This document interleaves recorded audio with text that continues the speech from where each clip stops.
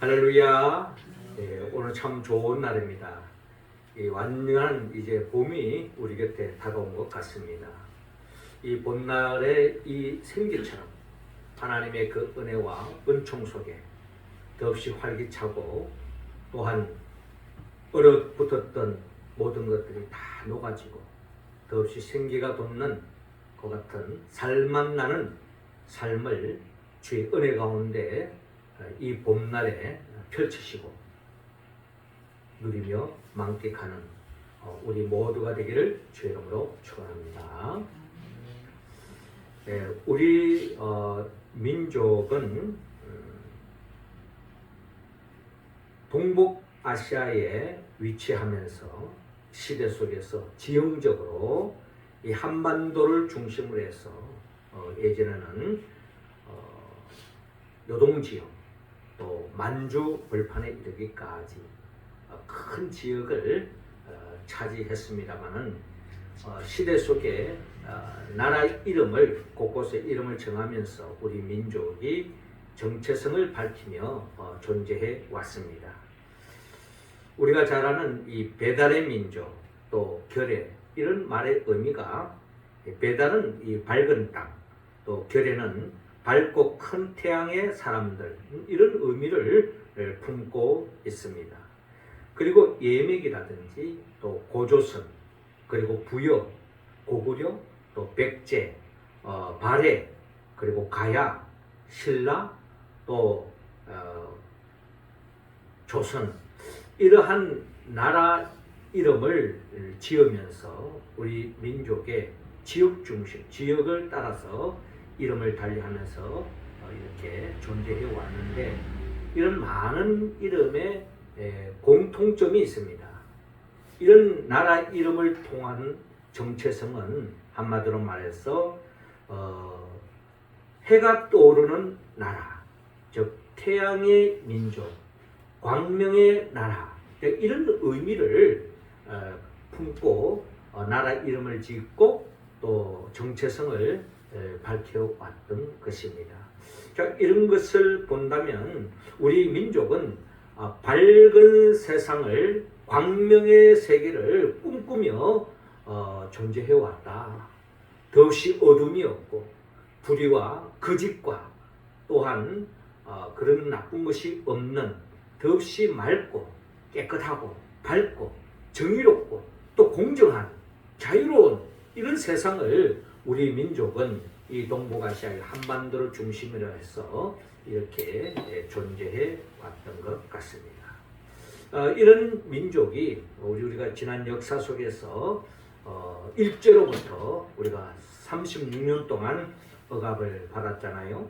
이러한 속에서 우리 민족은 더없이 그런 어두운 세상 속에서 우리는 살 수 없다. 밝은 세상을 꿈꾸면서 어제와 같은 3.1절에 역사적으로 3.1절 만세 운동을 통하여 또다시 밝은 세상을 꿈꾸면서 우리 민족의 만세 운동 어떻게 본다면 기독교인들이 중심으로 해서 이루어진 이 만세 운동은 결국 하나님 앞에 태극기를 휘날리면서 하나님 앞에 부짓고 간구한 우리 민족 우리의 기도였다라는 것입니다. 이것이 결국 하나님의 은혜와 은총 속에 이 땅에 자주 독립의 역사 그리고 대한민국이 이렇게 존재케 되어지는 그런 과정을 우리 역사를 통하여 헤아려 볼 수가 있습니다. 한마디로 우리 민족은 어둠은 싫다. 어두운 세력을 몰아내고 더없이 밝고 산만 나는 광명의 세계 밝은 세상을 꿈꿔왔다는 것입니다. 이것이 우리 민족의 어떻게 보면 염원이요 소원이었던 거죠. 그런데 이 소원과 이 염원을 이루기 위해서 이 땅에 오신 분이 바로 예수 그리스도입니다. 예수님은 말씀으로 천지 만물을 창조하신 우리 주님께서 이 혼돈과 공허 흑암의 세상에 빛이 있으라 라고 말씀하시며 어둠을 몰아내고 빛의 세상을 만드셨고 죄로 인하여 다시 이 세상은 혼돈과 공허 흑암의 세상으로 전락되고 말았지만 예수님께서 이 세상에 참빛으로 오셨습니다. 요한복음 1장 29절에 의하면 주님이 이 세상에 참빛으로 오셔서 주님으로 인하여 이 세상이 하나님의 나라로 밝은 세상으로 변화되어지는 과정을 우리는 복음서를 통해서 우리는 알 수가 있습니다. 어떻게 본다면 예수 그리스도야말로 오랫동안 우리 민족의 염원, 이 밝은 세상 하나님의 나라를 꿈꿔왔는데 예수 그리스도를 통하여서 이 밝은 세상을 우리가 맛보게 되었고 또 영원한 광명의 세계, 빛의 세계, 하나님의 나라를 우리가 만끽하며 살 수 있게 된 것을 우리는 그렇게 성경을 통하여서 깨닫게 되어지고 그렇게 우리는 고백하는 것입니다. 오늘 성경의 본문의 말씀은 예수님께서 이 땅에 오셔서 말씀으로 참빛으로 오셨지만 그 육신의 몸으로 오신 그 예수님이 더없이 영광스러운 해와 같이 더없이 빛나는 광채나는 모습으로 변형되어진 그 예수 그리스도가 오늘 성경의 본문에 기록되어 있는 이 말씀처럼 한마디로 산상변모 사건이 오늘 성경 본문에 기록되어져 있는 것입니다. 예수님께서 이처럼 산상변모 사건을 통하여서 영광스러운 모습으로 변화된 것은 결국 예수님께서 제자들에게 보여주시고 제자들도 그리고 더 나아가 예수 그리스도를 믿고 믿음의 길을 걸어가는 우리 모두들, 특별히 우리 명륜제일교회 성도들도 이 영광스러운 예수 그리스도를 바라보면서 주님을 닮아 이 세상 속에서 어둠을 몰아내는 빛의 사명을 감당하고 빛의 자녀로서 삶을 살 뿐만 아니라 더없이 밝은 세상을 만들어가는 하나님의 나라의 일꾼으로 살아가기 하기 위해서 주님께서 오늘 이 산상변모를 통하여서 또 우리에게 말씀하고 있는 것입니다. 그렇다면 오늘 성경의 본문에 이 산상변모 사건을 통하여서 우리가 주님께서 우리에게 들려주시는 하나님의 음성이 있습니다. 우리도 어떻게 하면 이 영광스러운 모습으로 변화된 예수님의 모습이 예수님의 이야기가 아니라 예수님을 믿고 따르고 하나님의 자녀된 우리들도 어떻게 하면 이와 같이 영광스러운 모습으로 변화될 수 있는가 하는 것을 오늘 성경을 통하여 우리에게 말씀하고 있는 것입니다. 그렇습니다. 우리가 어떻게 하면 진정한 빛의 자녀로서 영광스러운 주님을 닮은 그런 삶으로, 그런 생명으로 나아갈 수 있을까요? 먼저 주님은 오늘 본문 29절을 통하여 바라보라고 말씀하고 있습니다. 자, 29절 우리 같이 한번 읽어봅시다. 시작. 기도하실 때에 용모가 변화되고 그 옷이 휘어져 광채가 나더라. 아멘. 자, 오늘 본문 누가복음 9장 28절은 이렇게 시작하고 있습니다. 이 말씀을 하신 후에, 이 말씀을 하신 후라는 말씀이 먼저 나오고 있는데요. 이 말씀을 하신 후 8일쯤 되어 예수께서 베드로와 요한과 야고보를 데리고 기도하시러 산에 올라가사라고 말씀하고 있습니다. 이 말씀을 하신 후에 8일쯤 지나서 주님께서 산에 올라가서 산상변모 사건을 통하여 변모된 모습을 제자들에게 보여줬다 하는 것이 오늘 본문의 말씀인데, 그렇다면 이 말씀을 하신 후 8일쯤이라는데 이 말씀이 뭔고 하니 누가복음 9장 22절에 보면은 예수님께서 제자들에게 이런 말씀을 하십니다. 인자가 많은 고난을 받고 장로들과 대제사장들과 서기관들에게 버림받아 죽임을 당하고 제3일에 살아나야 하리라 하시고 라고 기록되어 있습니다. 자, 이 말씀은 바로 예수님께서 이 말씀을 하기 전에 있었던 중요한 사건이 있습니다. 그게 바로 뭐냐면 예수님께서 제자들을 불러 모으시고 제자들에게 이런 질문하죠. 사람들이 나를 누구라 하느냐. 그리고 예수님이 더 궁금했던 것은 제자들입니다. 너희는 나를 누구라 하느냐? 라고 주님께서 묻지 않습니까? 그때 제자 중에 수제자를 할 수 있는 베드로가 이렇게 대답합니다. 주는 그리스도시요 살아계신 하나님의 아들입니다. 라고 우리가 잘 아는 마태복음 16장에 소상하게 밝히고 있죠. 이때 예수님은 더없이 기뻤습니다. 왜? 주님도 자신을 알아주는 제자들, 내가 누구인지 아는 제자들로 인하여서 주님은 더없이 기뻐하셨던 것입니다. 그러면서 예수님께서 베드로에게 그렇게 예수를 누구인지 바로 아는 이 베드로에게 두 가지의 축복을 합니다.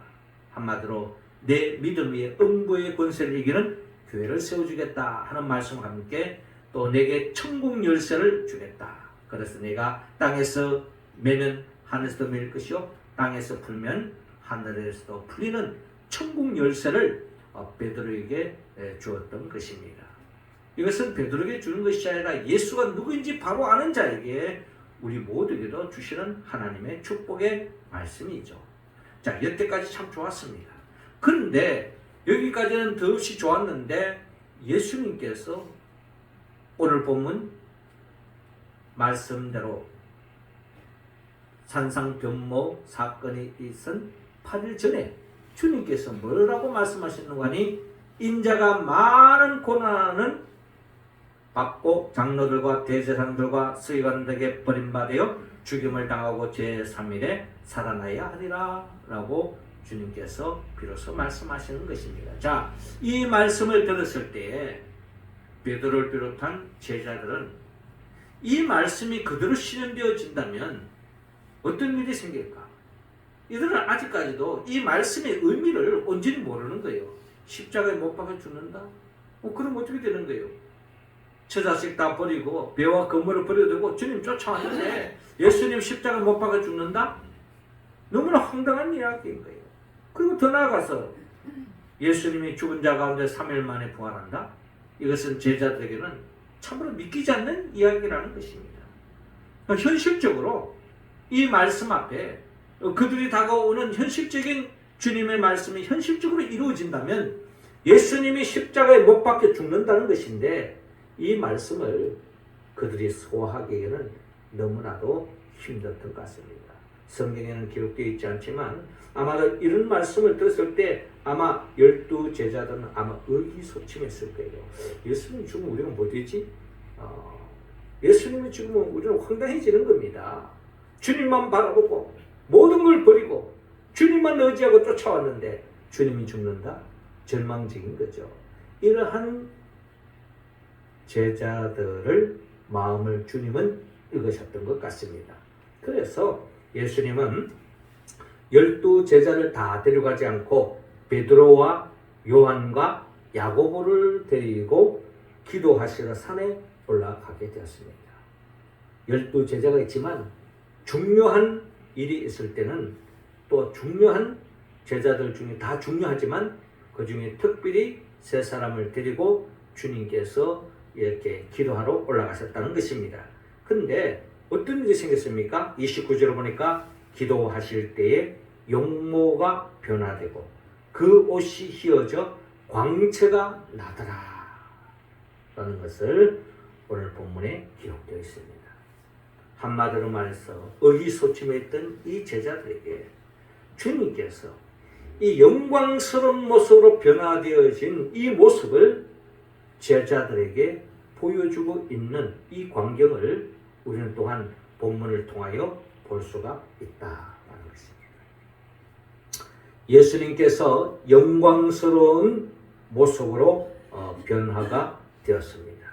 왜 예수님께서 이 제자들에게 이 영광스러운 모습을 보여주게 됐느냐? 그리고 오늘 우리에게 왜 이런 영광스러운 모습을 오늘 성경 본문을 통하여 우리를 보게 하십니까? 거기에는 이유가 있다는 것입니다. 자, 오늘이 우리가 교회를 말하면 오늘이 산상변모주일입니다. 그리고 다음 주부터는 사순절에 들어가요. 그 예수님의 어떻게 보면 예수님의 이 땅에서의 발자취는 이 산상변모 사건이 있고 난 뒤에 그 다음에 이 산에서 내려와서 주님의 발자취는 결국 십자가의 고난을 향하여 걸어가는 예수님을 우리는 볼 수가 있습니다. 자, 그리 본다면 예수님께서 이 제자들을 특별히 이 핵심 이 베드로와 야고보와 이 요한에게 보여주는 이유는 바로 이 십자가의 길을 가기 전에 예수님께서 영광스러운 모습을 보여주고 있다라고 우리는 본문을 통하여 헤아려 볼 수가 있습니다. 자, 이런 영광스러운 모습을 보여주는 이유를 우리는 창세기에 가장 영광스러운 삶의 길로 걸어갔던 요셉을 통하여서 우리는 헤아려 볼 수가 있습니다. 여러분, 우리가 잘 아는 창세기 50장 전체를 통하여서 가장 하나님의 큰 은혜를 경험했던 어떻게 보면은 이상적인 믿음의 아브라함과 이삭과 야고보의 복을 한 몸에 받았던 사람이 있다면 그 사람은 바로 우리는 요셉을 이야기하지 않을 수 없습니다. 자, 그런데 이 요셉의 삶의 여정은요, 한마디로 말해서 아주 삶의 밑바닥에서부터 어떻게 보면은 최고 꼭지점까지 올라가는 그와 같은 삶을 여정을 궤도를 걸었던 것이 바로 요셉이라는 것입니다. 우리가 잘 아는 것처럼 요셉이 아버지 야곱으로부터 얼마나 총애를 받았습니까? 얼마나 사랑을 받았습니까? 그것을 시기했던 그 형제들이 결국 요셉을 애굽 상인들에게 팔아는 데서 노예로 팔아버립니다. 원래는 절치면은 죽이려고 했던 거예요. 그래서 조금이라도 양심의 가책을 느낀 나머지 요셉을 애굽 상인들에게 노예로 팔았습니다. 그때의 이 요셉이 한마디로 말해서 노예 생활이었고, 또 그가 누명을 덮어쓰고 일하는 가운데에서 감옥에까지 갇히는, 한마디로 인생의 밑바닥까지 갔던 것이 바로 요셉이었습니다. 그런데 그 요셉이 그 어려운 삶의 여정 속에서도 그가 그 모든 어려움을 견딜 수 있었던 것은 하나님께서 이 요셉에게 이런 일이 벌어지기 전에 하나님께서 요셉에게 꿈을 통하여 환상을 보게 했던 것입니다. 그 꿈은 우리가 잘 아는 것처럼 요셉의 별을 향하여 해와 달과 그리고 별들이 요셉의 별을 향하여 있는 모습을, 그런 꿈을 꾸었습니다. 그리고 자신의 볕단을 향해서 아버지와 어머니 그리고 형제들의 볕단이 자신을 에워싸고 절을 하는 모습, 한마디로 너무나도 믿기지 않는 그와 같은 영광스러운 환상을 보게 됩니다. 이 환상의 꿈의 의미를 그는 잘 헤아리지 못했지만 한마디로 더없이 일반적이지 않는 그와 같은 꿈이었습니다. 이런 꿈을 통해서 그는 한마디로 말해서 그는 존귀한 자가 될 것이다. 모든 사람들이 추앙받는, 존경받는, 사랑받는 존재가 될 것이다라는 것을 아마 그 꿈을 통하여 그는 품었을 것입니다. 그런 꿈을 가졌기 때문에, 그런 환상을 가졌기 때문에 요셉은 덧없는 어려움의 자리에서도 그 누구를 원망하지 않고 그 어려움을 극복해내는 힘을 하나님이 보여주신 그 꿈을 통한 환상, 그 그림을 품고 그는 모든 어려운 역경을 이겨내고 마침내 하나님의 때에 애굽의 총리 대신으로 덧없는 존귀한 자리로 이르는 요셉을 바라볼 수가 있습니다. 이처럼 요셉이 이와 같은 하나님의 그 꿈을 통한 보여준 그 환상, 그것이 없었더라면 아마 그는 그 어려움 속에서 절망하고 낙심하고 자포자기하는 인생길을 살았을지도 모릅니다. 그러나 그는 그 환상을 통하여서 그 모든 어려움을 이겨내고 마침내 주 안에서 품은 그 꿈을 이루어가는 요셉처럼 주님은 이 제자들에게 앞으로 이어질 십자가의 여정을 통하여서 너무나도 어려운 길을 주님이 걸어가시기 때문에 그 길을 따라오는 제자들에게 미리 이 영광스러운 모습을 보여주는 예수님을 바라볼 수 있습니다. 한마디로 말해서 주님이 이 변화산상의 이 영광스러운 모습을 보여주시는 목적은 주님을 바라보고 믿음의 길을 걸어가는 가운데 십자가의 길처럼 어려움을 겪을 수 있지만 그 어려움 속에서 절망하지 말고 좌절하지 말고 영광스러운 예수님을 바라보면서 끝까지 믿음의 길을 걸어가라고 하는 주님의 뜻이 오늘 이 산상 변모 사건을 통하여 우리에게 말씀하고 있는 것입니다. 우리가 잘 아는 히브리서 12장 2절에 믿음의 주여 또 온전케 하시는 이인 예수를 바라보자. 그는 그 앞에 있는 기쁨을 위하여 십자가를 참으사 부끄러움을 개의치 아니하시더니 하나님 보호자 우편에 앉으셨느니라 라고 말씀하고 있습니다. 그렇습니다. 우리가 우리의 신앙의 첫 모델, 우리의 표대 예수를 바라보자는 겁니다. 그분은 앞에 있는 기쁨을 위하여 십자가를 참으사 부끄러움을 개의치 않고 나가는데 하나님께서 부활시켜 주시고 성천시켜 주시고 지금은 영광스러운 하나님 보호자 우편에 앉아 계신 것처럼 우리도 그 영광스러운 보호자 우편에 앉아 계시는 주님을 바라보면서 주님을 꿈꾸면서 우리의 믿음의 여정도 이와 같은 하나님의 뜻을 이루다 보면 어려움을 겪을 수도 있고 고통을 당할 수도 있지만 끝까지 참고 인내하게 나아가면 우리를 더 없는 영광의 자리가 있을 줄로 믿고 어떠한 어려움도 감수하며 믿음의 길을 걸어가는 우리 모두가 되기를 주님은 원하고 있습니다. 그런 의미에서 오늘 이 시간 우리 모두가 성령의 도우심으로 오늘 본문을 통하여 영광스럽게 변모된 그 주님을 우리 또한 목격하고 또 마음에 새기고 그 장면을 우리의 삶의 꿈으로 삼고 우리도 장차 주님처럼 영광스러운 자리에 이를 줄로 믿고 믿음의 길을 걸어가는 우리 모두가 되기를 주의 이름으로 축원합니다. 이어 두 번째로 주님은 오늘 보면 31절을 통하여 별세하라고 말씀하고 있습니다. 31절 우리 같이 한번 읽어봅시다. 시작. 영광 중에 나타나서 장차 예수께서 예루살렘에서 별세하실 것을 말할세. 자, 이어지는 30절을 보니까 문득 두 사람이 예수와 함께 말을 하니 이는 모세와 엘리야라고 기록되어 있습니다. 자, 영광스럽게 변화되어져 있는 모습을 보면서 제자들은 더없이 놀라하고 있는데 또 문득 두 사람이 예수님 곁에 서 계시는 거예요. 근데 그분들은 모세요 엘리야였던 것입니다. 한마디로 시공간을 뛰어넘은 정말 하나님의 섭리와 역사 속에서 경험할 수 있는 초현실적인 일들이 벌어지고 있는 것입니다.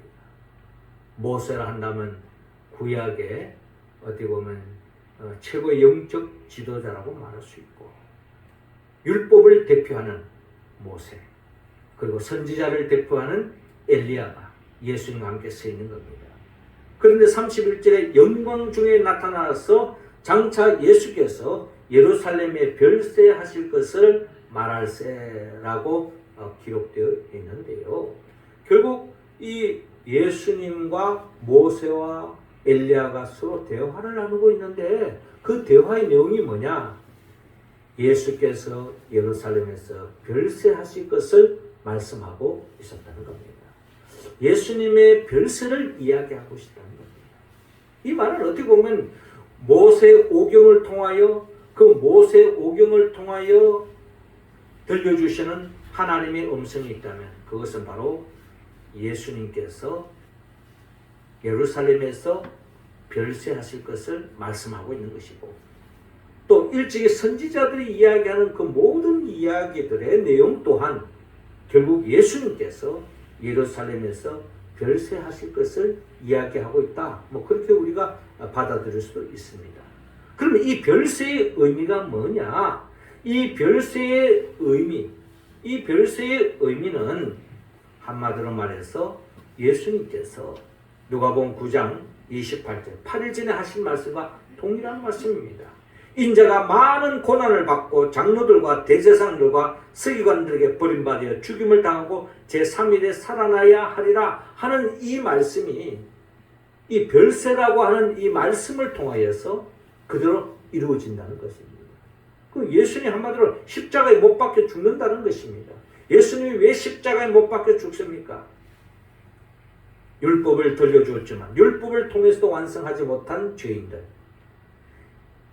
엘리야를 비롯한 선지자들 통해 그렇게도 선포되었던 하나님의 말씀, 죄에서 벗어나라, 회개하라 그렇게 촉구했지만 죄에 물들어져 있는 이 인생들, 이 사람들을 구원할 수 있는 유일한 길은 별세밖에 없다는 겁니다. 즉 십자가만이 결국 인류를 구원할 수 있는 유일한 길이다라는 것이죠. 이 별세라고 하는 말의 이 헬라어 원문을 보면 이 별세를 엑소도스라고 표현되어 있습니다. 엑소도스가 뭡니까? 엑소도스는 우리가 쉽게 잘 알고 있는 출애굽기 이야기입니다. 이 출애굽기를 성경에 엑소도스라고 표현해요. 그러니까 이 십자가 사건은 출애굽과 동일한 의미로 말씀하고 있는 것입니다. 예수님이 출애굽을 해야 된다는 거예요. 별세를 하셔야 된다는 겁니다. 그 말은 뭐냐? 결국 이 별세의 의미는 출애굽을 이야기하고 있는데 이스라엘 백성들이 살아야 할 곳은 애굽이 아니라는 거예요. 이스라엘 백성들, 하나님의 백성이 살아야 할 곳은 애굽이 아니라 가나안 땅이라는 것입니다. 하나님이 예비한 곳이 있다는 거예요. 그래서 이 죄로 물들어져 있는 이 애굽 땅에서 잘못 잘 사는 게 그것이 우리 하나님의 백성들이 살아가야 할 삶의 모습, 삶의 여정이 아니라는 것입니다. 이 세상에 그냥 잘못 잘 살기 위해서 우리가 존재하는 존재가 아니라는 거죠. 별세의 의미, 출애굽을 하는 목적이 뭡니까? 하나님의 백성으로 하나님의 백성답게 사는 것이 결국 하나님의 뜻이라면 출애굽을 해야 된다. 별세해야 된다. 그래서 어디로 가야 되냐? 가나안 땅. 하나님이 예비하신 땅으로 가야 된다는 거예요. 그 신약시대에 우리들이 이 말씀을 어떻게 적용해야 됩니까? 우리의 삶의 목적은 이 세상에서 얼마나 인기를 누리고 이 세상에서 얼마나 잘 먹고 이 세상에 어떤 한 자리 차지하는 게 이게 우리가 이 세상을 존재하는 세상 사람들의 이야기지만 하나님의 백성들은 거기에 머물러서는 안 된다는 거예요. 별세해야 된다. 이 세상과 이별해야 된다는 것입니다. 결국 한마디로 말해서 하나님이 기뻐하는 삶, 가나안 땅으로 나가야 되고 하나님의 나라를 지향하고 하나님의 나라의 백성으로서의 삶을 살아야 된다는 것입니다. 어떻게 본다면 우리 믿음의 사람들은 이 엑소도스, 즉 별세의 삶을 살아야 된다는 겁니다. 이 세상에 그냥 잘 먹고 잘 사는 것이 우리의 삶의 목표가 아니라 하나님이 기뻐하는 삶을 사는 것. 이게 우리의 신앙의 여정이라는 거예요. 주님이 왜 십자가의 길을 걸어갑니까? 그냥 적당히 타협하고 적당히 손잡고 적당히 쎄쎄하면서 살면 살 수 있는 거예요. 그것은 진정한 하나님이 기뻐하는 삶의 모습이 아니라는 것입니다. 하나님이 원하는 삶, 정의와 공의와 자유로 더없이 하나님께 영광 돌리는 삶의 길로 하나님은 나아가기를 원합니다. 일제시대 때에 우리의 민족이 그냥 일제 억압 속에 식민지 속에 시킨 대로 그냥 말 잘 들으면 먹고 사는데 지장 없어요. 그러나 진정한 독립, 진정한 자유를 꿈꿨기 때문에 대한독립 만세 운동을 펼쳤던 것처럼 우리 믿음의 사람들은 이 세상에 뿔을 두고 살아가는 것이 아니라 하나님 나라를 지향하고 한 나라의 백성으로서의 삶을 살아야 된다. 우리는 땅에 속한 자가 아닙니다. 하늘에 속한 자이기 때문에 몸은 지금 이 땅에 두고 있지만 우리는 하나님의 뜻을 쫓아 살아가야 하는 것이 바로 믿음의 길을 걸어가는 별세의 삶을 살아야 할 우리들의 삶의 모습이라는 거예요. 이를 위해서 예수님이 십자가에 못 박혀 죽으시고 부활의 길로 나갔던 것입니다. 주님이 별세하셨기 때문에 우리는 죄사함의 은총을 입고 하나님 나라의 백성이 되었고 하나님의 영광을 위하여 하나님 뜻을 이루며 살아갈 수 있는 하나님의 백성이 되었다는 것을 기억하면서 우리는 이 땅에서 주님과 같이 별세의 삶을 살아가는 이 세상을 출애굽하는 진정한 정의와 공정과 자유와 해방을 만끽하는 우리 모두의 삶이 다 되시기를 주의 이름으로 축원합니다. 고린도서 1장 18절에 십자가의 도가 멸망하는 자들에게 미련한 것이요 구원을 받는 우리에게는 하나님의 능력이라 라고 말씀하고 있습니다. 별세의 삶이란 바로 십자가의 도의 길을 십자가의 도를 따라가는 삶의 모습일 것입니다. 우리 모두가 십자가의 도의 비밀을 깨닫고 하나님의 능력을 경험하는 우리 모두가 되기를 주의 이름으로 축원합니다. 마지막 세 번째로 순종하라고 말씀합니다. 35절 우리 같이 읽겠습니다. 시작. 구름 속에서 소리가 나서 이르되 이는 나의 아들 곧 택함을 받은 자니 너희는 그의 말을 들으라 하고 아멘. 자, 이어지는 본문 32절을 보니까 베드로와 및 함께 있는 자들이 깊이 졸다가 온전히 깨어나 예수의 영광과 및 함께 선 두 사람을 보더니 두 사람이 떠날 때에 베드로가 예수께 여짜오되 주여 우리가 여기 있는 것이 좋사오니 우리가 초막 셋을 짓되 하나는 주를 위하여 하나는 모세를 위하여 하나는 엘리야를 위하여 하사이다 하되 자기가 하는 말을 자기도 알지 못하더라 라고 기록되어 있습니다. 예수님께서 제자들과 함께 산에 올라가서 예수님이 기도하실 때 제자들도 함께 기도하기를 원했는데 제자도 졸고 있는 겁니다. 기도 중에 주님이 영광스러운 모습으로 변화되어지고 또 모세와 엘리야와 함께 별세를 이야기를 나누고 있고 이런 모습을 자다가 깬 이 베드로와 이 제자들이 이런 광경을 보게 된 거예요.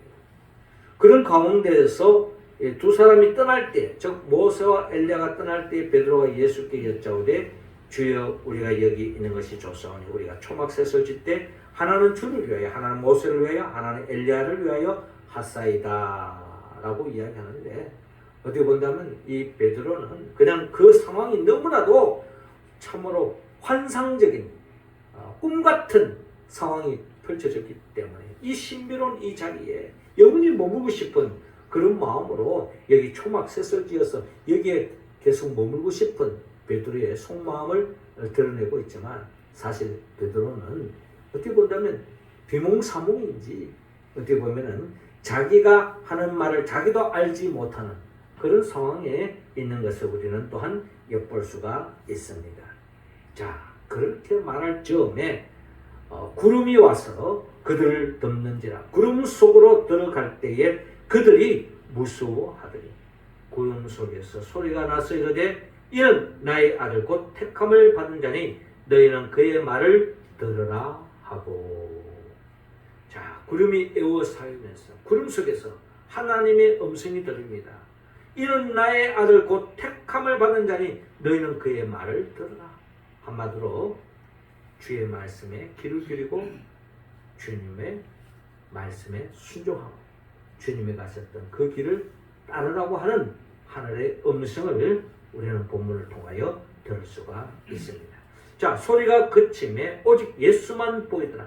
제자들이 잠잠하여 그 본 것을 무시든지 그때는 아무에도 이르지 아니하니라 라고 기록되어 있는데요. 한마디로 말해서 모세와 엘리야는 온데간데 없고 오직 예수만 남았다.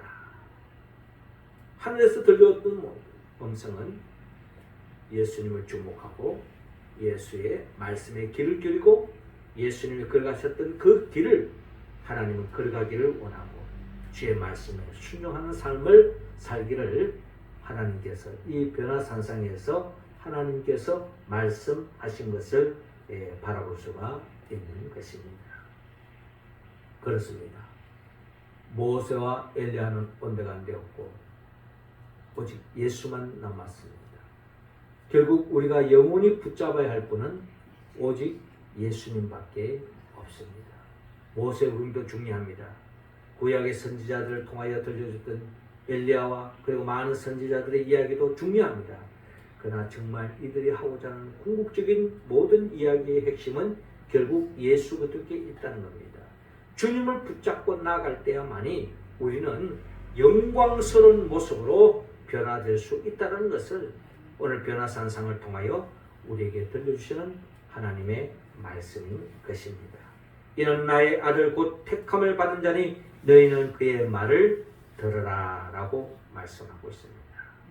우리는 주님의 말씀에 귀를 기울여야 합니다.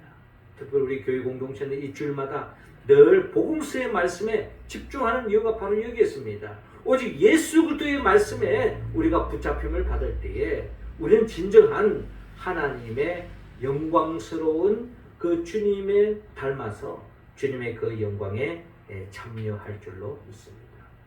이 세상은 하나님의 말씀이 그대로 이루어질 때에 하나님 보시기에 심히 좋은 세상이 되었지만 하나님의 말씀에 불순종할 때에 아담과 하와는 에덴 동산에서 쫓겨나고 말았습니다. 하나님의 말씀에 불순종하실 때는 불행해질 수밖에 없는 것입니다. 결국 하나님의 말씀에 순종했던 아브라함은 정말 인간적으로 받아들이기 힘든 말씀이었지만 하나님의 말씀에 그대로 순종했을 때에 더 없는 복을 받았던 것처럼 그리고 무엇보다 제자들도 주의 말씀에 순종할 때에 더 없는 만선의 기쁨을 만끽했던 것처럼 가나의 혼인잔치집에 항아리에 물을 채워라 그 물을 연회장에게 갖다 주어라 했을 때에 물이 포도주로 변화된 것처럼 주의 말씀에 순종하며 나아갈 때야만이 우리는 진정한 주님의 영광스러운 그 생명에 참여함을 받을 수 있다는 것을 우리가 믿고 주의 말씀에 순종하며 믿음의 길을 걸어가는 우리 모두가 되기를 하나님은 원하고 있습니다.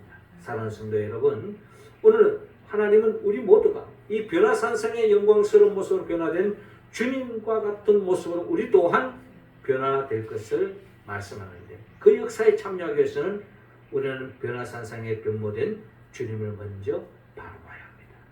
그리고 또한 주님처럼 별세의 길을 걸어가야 합니다.